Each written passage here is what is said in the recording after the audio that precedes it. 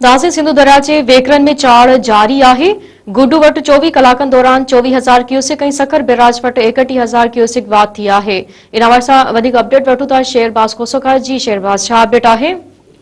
गुड्डू बिराज वट विचें दर्जे जी बोर्ड सखर बिराज कोटड़ी बिराज वट नंढे दर्जे जी बोर्ड बरकरार है। गुड्डू बिराज वट गुज़िरियल 24 कलाकनि दौरान 24,000 क्यूसिक पानी की वाध रिकॉर्ड कई वही है। गुड्डू बिराज वट हिन वक्त पानी जो मथां वेकरो 3,94,298 क्यूसिक ऐं हेठां वेकरो 3,56,000 क्यूसिक रिकॉर्ड किया वियो है। विचें दर्जे जी बोर्ड पिण बरकरार है। सखर बिराज वट गुज़िरियल 12 कलाकनि में पानी की सतह में 31,000 क्यूसिक की वाध रिकॉर्ड कई वही है। सखर बिराज वट हिन वक्त पानी जो मथां वेकरो 3,15,172 क्यूसिक ऐं हेठां वेकरो 2,60,512 क्यूसिक रिकॉर्ड किया वियो है।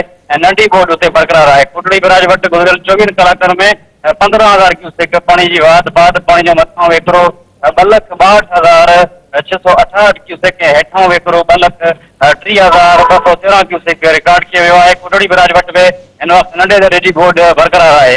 भारत पारां छॾियल पानी पंजाब के मुख़्तलिफ़ इलाक़नि मां थींदे सियालकोट ऐं जेको आहे ॿिया इलाइक़ा आहिनि उते भारतीय जेको पाणी आहे उन तबाही मचाए छॾी आहे। 3-4 तारीख़ जेको आहे त उहो पाणी सिंधु बिराज में पहुचंदो, जिते सिंधु बिराज वटि वॾे दर्जे जी बोर्ड जो ख़दशो वधी वियो आहे। पंजाब में बचाव बंधन खे टोड़ियो वियो आहे, जंहिं थो पाणी जो ज़ोर दरिया मां निकिरी ॿियो रस्तो वठंदो ऐं सिंध जे हदनि में पानी घटि दाख़िल थींदो। गुड्डू बिराज वटि महा बोर्ड थी सघे थो वाटर आसानी सां धोजी वेंदा।